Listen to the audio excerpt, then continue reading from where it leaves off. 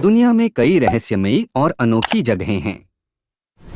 इन जगहों के बारे में जानकर यकीन करना मुश्किल होता है।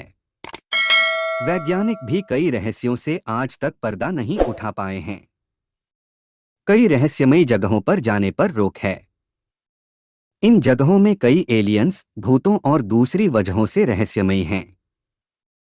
आज हम आपको कुछ रहस्यमयी जगहों के बारे में बताएंगे, जिनके बारे में जानकर आपको यकीन नहीं होगा।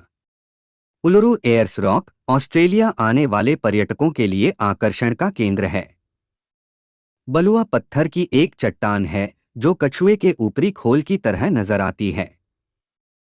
बताया जाता है कि यहाँ पर आदिवासी रहते हैं। सबसे हैरान करने वाली बात यह है कि इस पहाड़ी का दिन में कई बार रंग बदलता रहता है। दुनिया की इकलौती पहाड़ी है जिसका रंग बदलता रहता है। माना जाता है कि यह पहाड़ी 50,000 साल पुरानी है। ऐसा क्यों होता है, इस रहस्य से आज तक पर्दा नहीं उठ पाया है। कलावंती दुर्ग को रहस्यमयी माना जाता है। प्रदेश के माथेरान और पनवेल के बीच यह दुर्ग स्थित है, जो बेहद डरावना है। इस दुर्ग की कई कहानियां हैं। स्थानीय लोगों के मुताबिक इस किले में नकारात्मकता का वास है, जिससे लोग यहां पर खींचे चले जाते हैं और आत्महत्या कर लेते हैं। सबसे डरावनी बात यह है कि इस खंडहर में आधी रात के बाद चीखने की आवाजें सुनाई देती हैं। राजस्थान के अलवर जिले में भानगढ़ किला स्थित है, जिसे भारत की सबसे डरावनी जगह माना जाता है। बताया जाता है कि यह किला शापित है। शाम होने के बाद इस किले के अंदर लोगों के जाने पर रोक है। सरकार का निर्देश है कि इस किले में या इसके आसपास शाम 6 बजे के बाद कोई व्यक्ति नहीं जाएगा। बताया जाता है कि भानगढ़ में एक तांत्रिक रहता था, जो यहाँ की राजकुमारी रत्नावती से शादी करना चाहता था। तांत्रिक ने राजकुमारी को अपने वश में करने के लिए एक बार उनकी दासी को अभिमंत्रित तेल दिया था। यह तेल की शीशी दासी से हाथ से एक शिला पर गिर गई।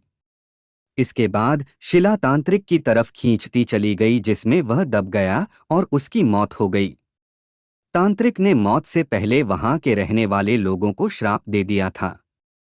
बताया जाता है कि तांत्रिक की मौत के बाद राजकुमारी समेत सभी लोगों की मौत हो गई।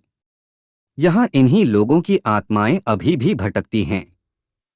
भगवान राम ने रावण का वध करने और लंका पर विजय के बाद राज्य को विभीषण को सौंप दिया था।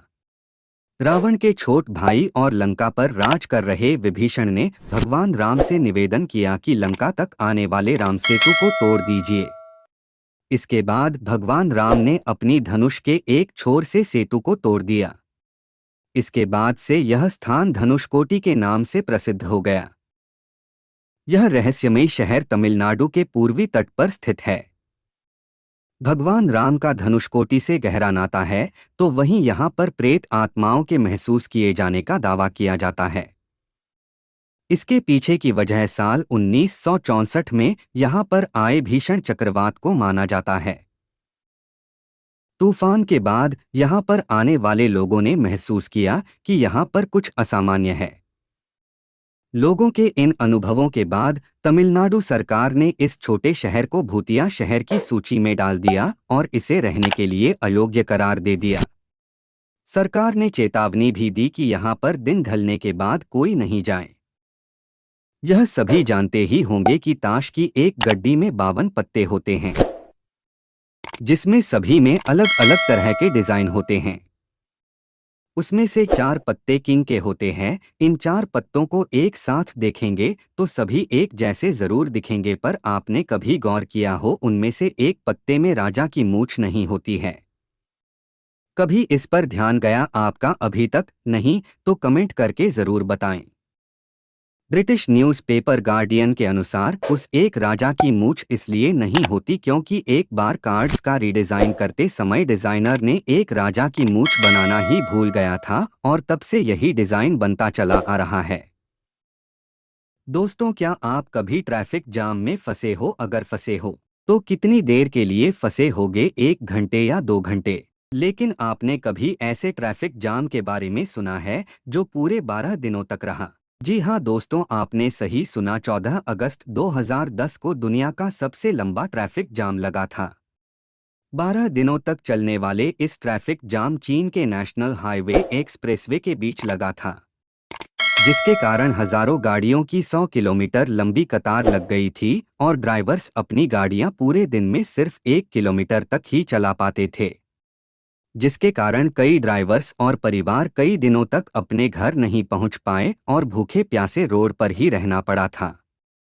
इस जाम का फायदा उठाते हुए स्थानीय लोगों ने खाने का सामान व पीने का पानी आदि कई गुना दाम में जाम में फंसे लोगों को बेचा था। मनोवैज्ञानिकों के अनुसार चेस खेलने से दिमाग तेज और बौद्धिक विकास होता है। इससे दिमाग की अच्छी कसरत होती है, जिससे दिमाग की मेमोरी शार्प और कठिन प्रश्नों को जल्दी सुलझाने में बेहद कारगर होता है। माना जाता है कि इस दिमागी खेल शतरंज का आविष्कार भारत में ही हुआ था।